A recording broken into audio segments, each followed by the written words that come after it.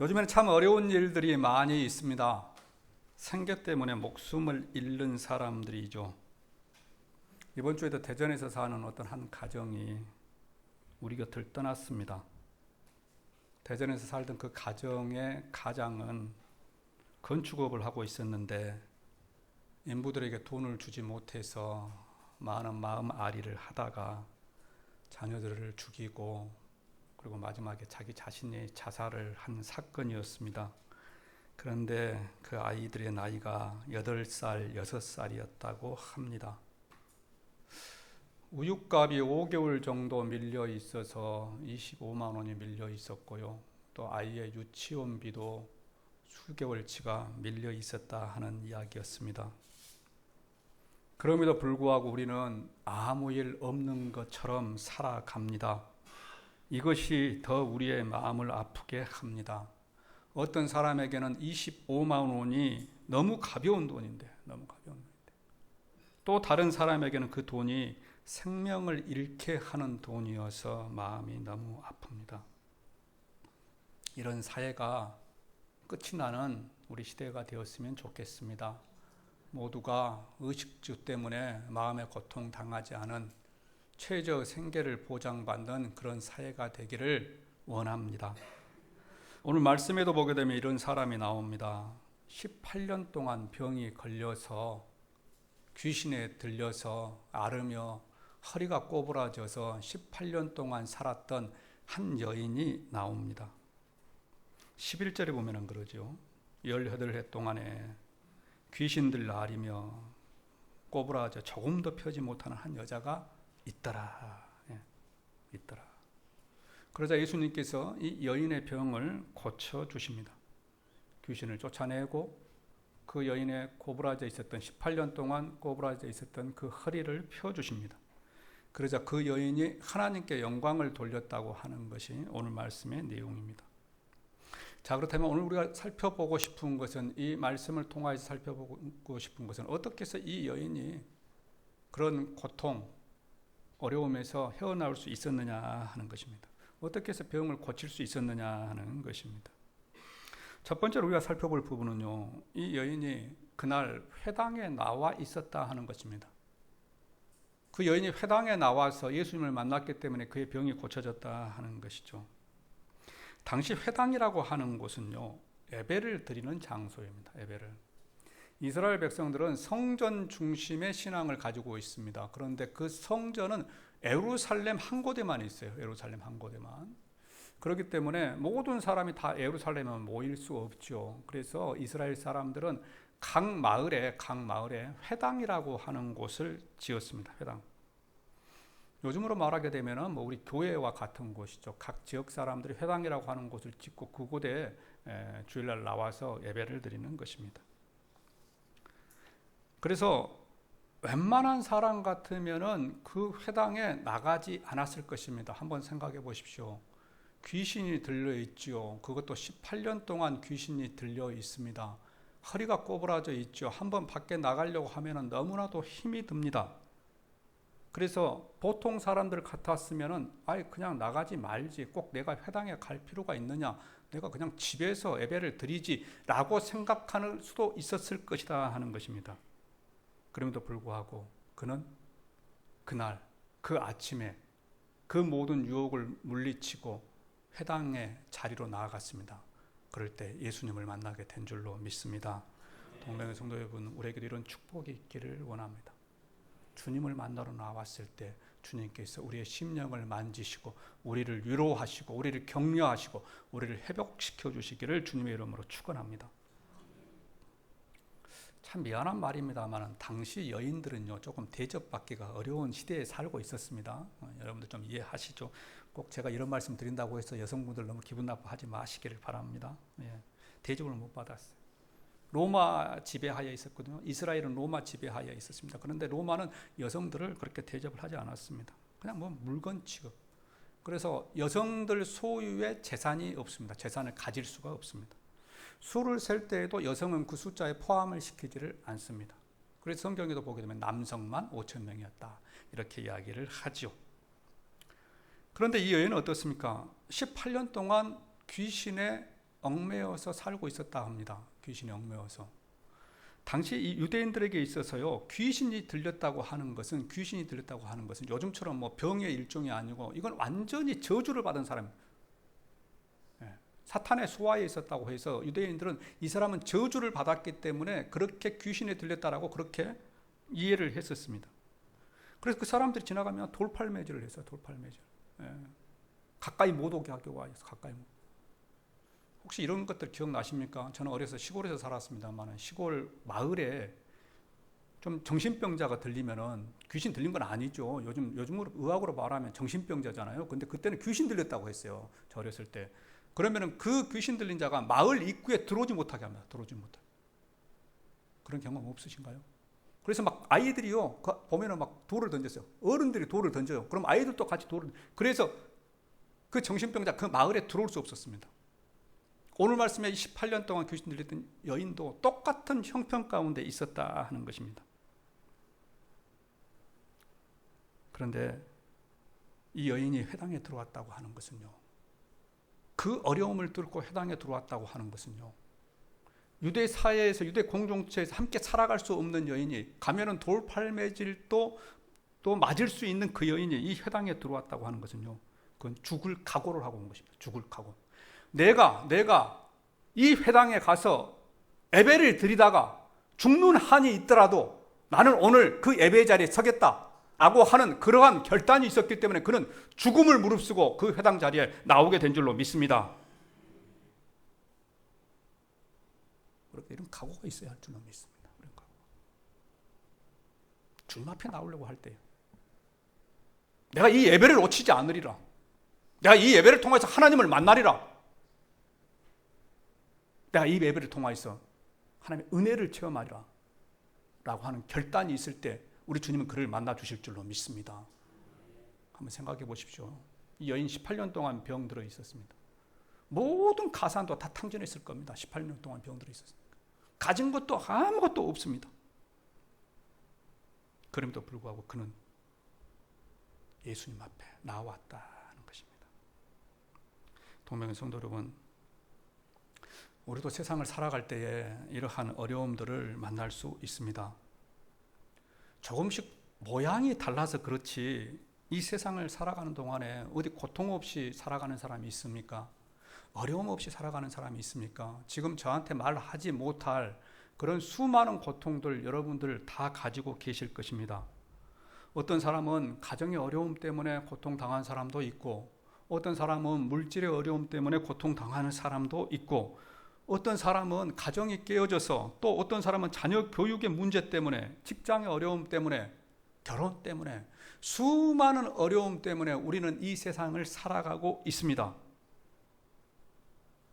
또 이야기를 하지 않아서 그렇지, 그냥 하나님과 나만 알고 있는, 목사에게도 말할 수 없는 그런 고통들도 있지 않습니까? 그런 고통들도.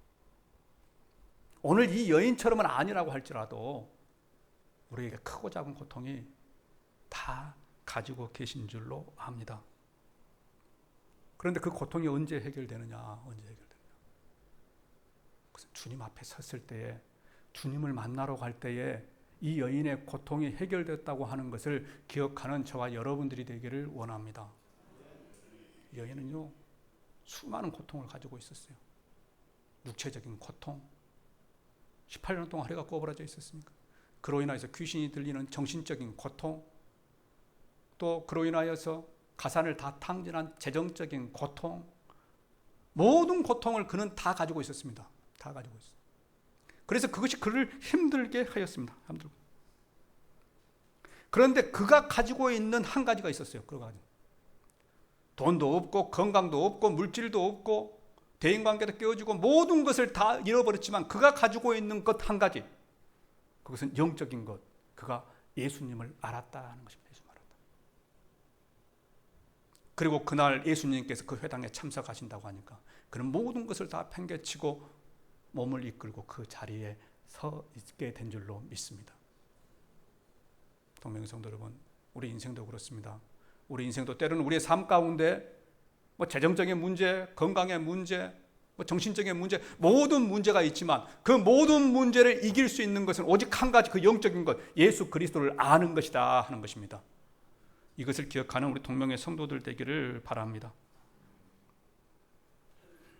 오늘 말씀, 이 여인은 그 어려움을 뚫고 회당으로 나아갔습니다. 그리고 그 예배의 자리에 섰을 때 우리 주님께서 그를 찾아와 주신 줄로 믿습니다. 그래서 주님을 만난다고 하는 것은요, 매우 중요한 일입니다. 중요한 일입니다. 주님을 만난 사람은요, 삶이 변화됩니다. 삶이 변화됩니다. 세상에는 주님을 만나고 나서 변화된 사람들이 얼마나 많습니까? 얼마나 많습니까?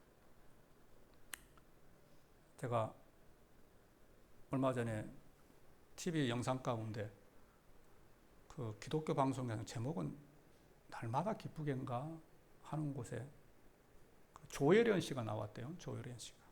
그래서 친구가 보내줬어요. 그 영상을 봤습니다. 조혜련 씨 아시죠? 잘 모르신 분 계십니까? 예. 우리나라 사람 아닌 것 같습니다. 예.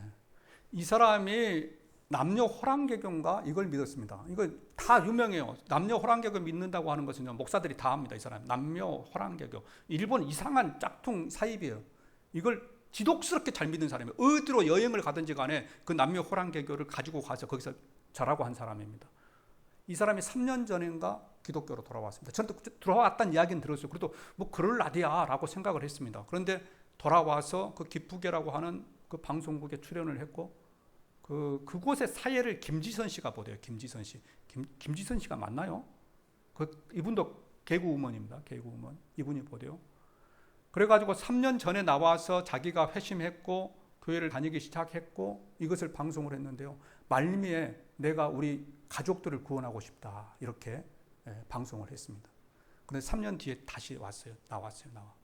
근데 그 자리에 누가 나오냐? 그 어머니 나오고 그 가족이 7녀 1남이랍니다. 7명의 딸들과 맨 마지막에 아들이래요. 아들. 그래서 그 가운데서 그 여성 언니하고 동생 2명 나오고 마지막 아들 나오고 그래서 4명이 어머니하고 해서 4명이 예수님 믿었다고 간증을 하더라고요. 근데 어머니의 신앙이요 보통 신앙이 아니에요. 보통 제가 들어보니까 한 9개월인가 1년 정도 되었다고 그렇게 하는데요. 그 신앙이 보통 신앙이 아니에요. 그냥 입에서 주님 이런 이야기가 막 스스럼 없이 나오더라고요. 이것은요 그냥 뭐 준비해가지고 나온 멘트가 아니에요. 그 안에서 심령이 뜨거워졌기 때문에. 그래서 그가 휠체어를 타고 다녔답니다. 휠체어를 타고 다녔는데 목발을 짚고 나왔어요. 목발을 짚고. 한 3개월 전부터 목발을 짚기 시작했다고 합니다. 병이 고쳐지는 기적이 일어났습니다. 어떻게 해서 그랬느냐? 예수 그리스도를 만났기 때문이다.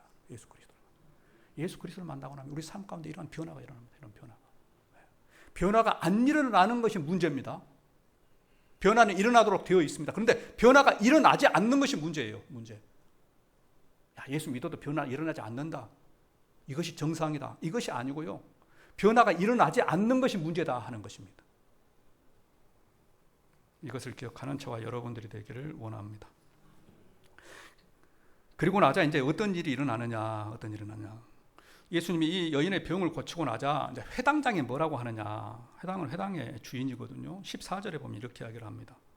회당장이 예수께서 안식일에 병 고치는 것을 분내어 무리에게 이르되 일할 날이 엿새가 있으니 그동안에 와서 고침을 받을 것이요 안식일에는 하지 말 것이니라 하거늘. 자, 무슨 말이냐? 이제 회당의 책임자가 말하는 거예요. 예수님께서 그 안식일에 병을 고치니까 평일날이 일주일에 엿새 동안 있는데 엿새 동안에 와서 병 고침을 받지 왜 굳이 꼭 이 안식일, 요즘으로 말하면 주일이죠. 주일날 와가지고 병 고침을 받느냐 이렇게 책망을 합니다. 그래서 이것은 그 여인에게 책망하는 것 같지만 실제는 여인에게 책망하는 게 아니에요. 예수님을 책망하는 겁니다. 예수 당신은 예수님이 막 기적을 일으키니까 함부로 말할 수는 없죠. 말할 수는 없는데 왜 당신은 평일날 6일 동안 가서 그냥 병 고치지 왜 꼭 주일날 안식일날 당신은 병을 고칩니까? 라고 예수님을 책망하고 있는 말씀입니다. 이 말이 잘 이해가 되지 않는 분들도 있겠지만은요, 당시 이스라엘 백성들은 안식일을 아주 소중하게 여겼습니다. 소중하게. 안식일에는 일을 해서는 안 된다 그렇게 생각을 했어요. 그래서 일하는 사람은 막 돌팔매질을 했던 사람들입니다. 그런데 예수님께서 병든 자를 고치니까 기분이 나쁜 거예요. 자기들은 안식일을 열심히 지키고 있는데 예수라고 하는 사람은 그 안식일을 어기니까 기분이 나쁜 겁니다. 그래서 그 말을 합니다. 그러자 예수님이 뭐라고 하시느냐, 15절과 16절에 보게 되면 이렇게 말씀합니다. 우리 15절과 16절 말씀 함께 읽어보겠습니다. 주께서 대답하여 이르시되 외식하는 자들아, 너희가 각각 안식일에 자기의 소나 나귀를 애양간에서 풀어내어 이끌고 가서 물을 먹이지 아니하느냐. 그러면 18배 동안 사탄에게 매임받은 이 아브라함의 딸을 안식일에 이 매임에서 푸는 것이 합당하지 아니하냐.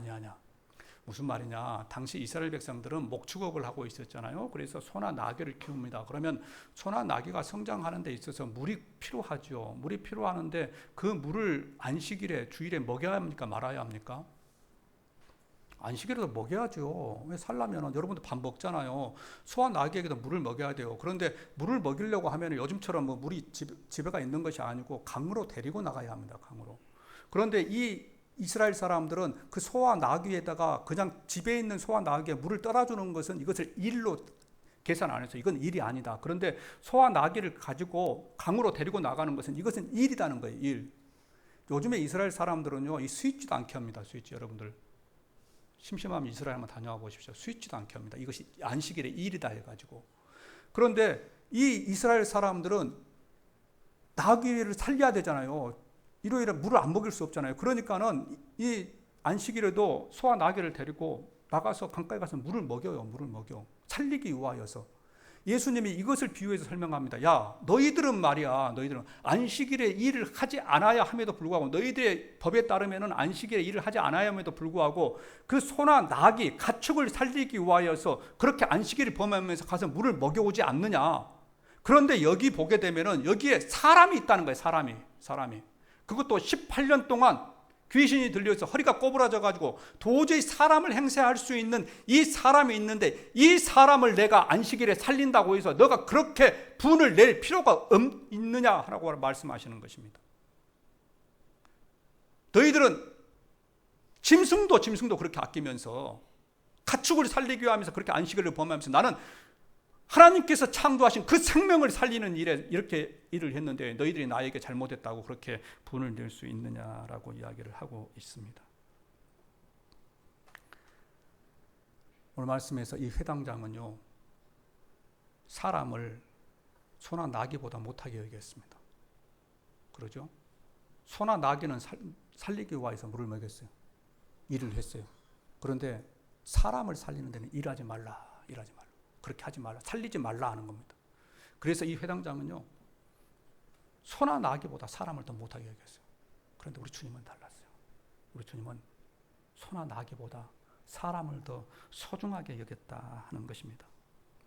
안식일이라고 할지라도, 그래서 일을 하지 않아야 한다고 할지라도 안식일보다 더 중요한 것은 사람이기 때문에 우리 주님께서는 그 여인의 병을 고쳐주신 줄로 믿습니다. 동명의 성도 여러분, 우리 주님은 이런 분이십니다. 우리 주님은 우리의 형편을 다 알고 계시는 분이십니다. 우리의 형편을 다 아시고 우리의 문제를 해결해 주시는 분이십니다. 그분이 우리의 주님이 되시고 그 아버지가 우리의 아버지가 되십니다. 그리고 그분이 이 자리에 오셔서 지금 우리의 예배를 받고 계신다 하는 것입니다. 그래서 우리는 예배를 통하여서 주님을 만날 수가 있습니다. 어려움을 당해서 눈물바람을 하고 그 어느 누구에게도 말할 수 없어서 그 고통이 내 심령 가운데 화가 되고 그로 인해서 내 심령이 어그러져 있을지라도 우리 주님께서는 우리를 사랑하시고 우리를 만지시고 우리를 치료하시고 우리를 회복시키기 위하여서 오늘 이 자리에 와 계신다고 하는 것을 기억하는 저와 여러분들이 되기를 원합니다. TV 프로그램에 보게 되면 세상에 이런 일이라 하는 프로그램이 있습니다. 세상에 이런. 제가 오늘 TV 프로그램 이야기를 많이 해서 우리 목사님은 TV만 보고 있는가 하고 생각을 하게 되면은 그런 큰 오산입니다. 이 프로에서는 우리 주변에서 일어나는 안타까운 일들, 신기한 일들을 이렇게 방송하는 프로죠. 뭐 요즘에도 하고 있는 걸로 알고 있습니다. 그런데 이 프로의 안타까운 사건이 나왔어요. 뭐 많이 나오지만 그 가운데 제가 봤던 것은 한 지적 장애인입니다. 지적 장애인, 덩치는 커요, 어른이 돼서. 근데 나이는 한 3세 정도밖에 안 됐다고 하더라고요. 그래서 이 아이는 부모가 도와주지 않으면 아무 일도 할 수가 없습니다. 그래서 TV를 보니까 부모가 하루에도 10시간씩 그와 함께 합니다. 밖에 나가서 운동을 시키죠. 예. 씻는 것에서부터 대소변 받아내는 것, 먹는 것, 운동하는 것, 모든 것을 부모가 도와주고 있었습니다. 그런데 또 이 아이는 조금 기형적이고 혀가 조금 독특하더라고요. 그래서 혀가 항상 입 밖으로 나와 있어요. 그래서 이렇게 마스크를 쓰고 있습니다. 근데 이제 방송 촬영상에 이렇게 마스크를 벗겨보니까 혀가 조금 흉측하게 되어 있어요. 제가 보니까 흉측하죠. 그런데 그 부모는 안 그러더라고요. 그것이 귀엽대요, 귀여워. 그것이 사랑스럽대요, 사랑스러워. 심지어는 그것이 자랑스럽대요, 자랑스러워. 왜 그런 말을 할 수 있습니까? 왜? 그것은 그 아이가 자기 아들이기 때문에 그렇습니다. 자기 아들이기 때문에.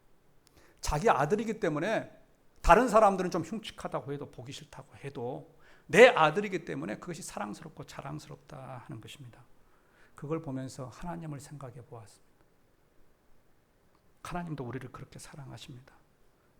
때로는 우리가 조금 힘들고 어려워서 하나님으로부터 멀어지고 싶고 짜증나고 해서 원망한다고 할지라도 하나님께서는 저와 여러분을 귀엽게 여기고 사랑스럽다고 하시고 심지어는 저와 여러분을 자랑스러워 하신다 하는 것입니다. 능력은 하나님께 있기 때문에 모든 것을 하실 수 있는 능력은 하나님께 있기 때문에 그분이 우리의 문제를 해결하시고 그분이 우리의 건강을 회복시키시고 그분이 우리의 직장의 문제와 사업의 문제를 해결하실 능력이 본인에게 있기 때문에 우리가 주님 앞에 나와서 예배만 드리면 우리 주님께서는 사랑스럽다, 자랑스럽다. 네 꼬라지가 그렇게 되지 못한다고 할지라도 너가 하고 있는 일이 지금 힘들고 어렵다고 할지라도 그것을 회복시킬 것은 그 능력은 나에게 있기 때문에 예배의 자리에 나와 있으면 잘했다, 고맙다, 사랑스럽다, 자랑스럽다 이렇게 말씀하신다 하는 것입니다. 이 말씀 생각하다가 찬양이 하나 생각났습니다. 우리 찬양 한번 부르고 설교를 이어가겠습니다. 107장, 복음성 107장입니다. 우리 집사님 복음성 107장 한번 띄워주실래요? 가사 한번 생각해 보시고요. 부르실 수 있는 분은 함께 불렀으면 좋겠습니다. 가사 떴습니까? 제가 좀 불러드릴게요. 힘들고 지쳐 낭망하고 넘어져 일어날 힘 전혀 없을 때 조용히 다가와 손잡아 주시며 나에게 말씀하시네. 이렇게 시작되는 찬양입니다.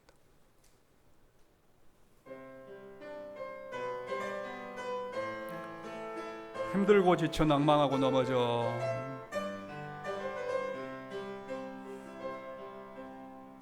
힘들고 지쳐 낭망하고 넘어져 일어날 힘 전혀 없을 때에 조용히 다가와 손잡아 주시며 나에게 말씀하시네. 나에게 실망하며 내 자신 연약해 고통 속에 눈물 흘릴 때에 자국 난 그 손길 눈물 닦아주시며 나에게 말씀하시네. 너는 내 아들이라 너는 내 아들이라 오늘날 내가 너를 낳도다 너는 내 아들이라 나의 사랑하는 내 아들이라 언제나 변함없이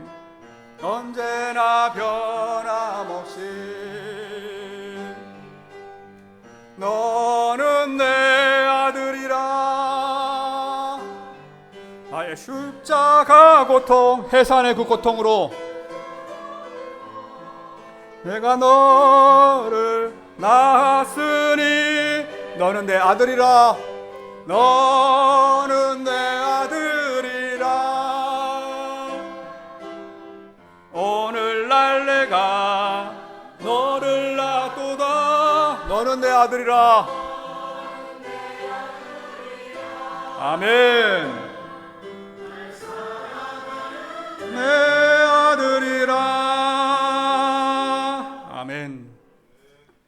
하나님께서 우리를 아들 삼기 위해서 어떻게 하신 줄 아십니까? 자기가 하나밖에 없는 독생자를 십자가에 내어주셨습니다. 내어주셨습니다. 십자가에 죽게 하시면서까지 우리를 사랑하셨어요. 그래서 우리를 내 아들이라고 합니다. 자기 아들 예수를 십자가에 내어주시기까지 그렇게 해서 불러 모은 우리 아들들, 하나님께서 가만두시겠습니까? 하나님의 아들이라고 하는 것을 늘 기억하면서 살아가는 우리 동명의 성도들 되시기를 바랍니다. 그렇게 하기 위해서는 우리가 어떻게 해야 되느냐? 늘 예배의 자리에 있어야 한다는 것입니다. 은혜의 자리에 있어야 합니다. 오늘 말씀에서 이 여인은 이 은혜를 받은 것은요, 무엇보다도 예수님이 계신 그 자리에 그가 있었다는 거예요. 회당에 나올 수 없는 조건들이 많이 있었습니다. 돌팔매질도 당할 것 같고, 가진 것도 없고, 손가락질 받고, 그럼에도 불구하고 그는 모든 것을 극복하고 회당에 나왔기 때문에, 하나님께 예배의 자리에 나왔기 때문에 주님께서 그를 치료해 주신 줄로 믿습니다. 동명의 성도 여러분, 우리도 그렇습니다. 우리도 은혜 받기 위해서는 은혜의 자리에 있어야 합니다. 축복받기 위해서는 축복의 자리에 있어야 합니다. 우리 그리스도인들은 가장 먼저 예배의 자리에 있어야 합니다. 사도행전 1장에 보면은 그러지요. 예수님께서 승천하시면서 그곳에 모여 있었던, 예수님이 승천한 자리에 500명이 있었습니다. 500명에게 너희들 예루살렘을 떠나지 말고 하늘에서 임하는 성령의 능력을 받아라, 그렇게 말씀하십니다. 그런데 예수님이 승천하고 나니까 그 500명 가운데 380명은 자기 집으로, 자기 할 일로, 자기 고향으로 다 돌아갔습니다. 380명. 그리고 120명만 예루살렘에 모여서 예배드리면서 기도하고 있었습니다. 그런데 120명 모여서 기도할 때 성령 하나님께서 그들에게 임하셨습니다. 기적 같은 일들이 일어났어요. 예루살렘을 떠나지 말고, 예배의 자리를 떠나지 말고, 기도의 자리를 떠나지 말고 그곳에 있어라. 그 예수님의 말씀을 듣고 순종한 자들에게 하나님께서 축복을 주셨습니다. 그래서 히브리서 4장 16절에서는 이렇게 말씀합니다. 함께 읽습니다. 그러므로 때를 따라 돕는 은혜를 얻기 위하여 은혜의 보좌 앞에 담대히 나아갈 것이니라. 때를 따라 돕는 은혜를 얻기 위하여 은혜의 보좌 앞에 담대히 나아갈 것이니라. 이 자리가 은혜의 자리인 줄로 믿습니다. 이 자리가 은혜의 보좌인 줄로 믿습니다. 이 자리를 사모하는 저와 여러분들이 되기를 원합니다. 하나님의 능력, 하나님의 기적은 이 예배를 통하여서, 예배의 자리를 통하여서 나타납니다. 이것을 기억하시는 동명의 성도들 되시기를 주님의 이름으로 축원합니다. 기도하겠습니다.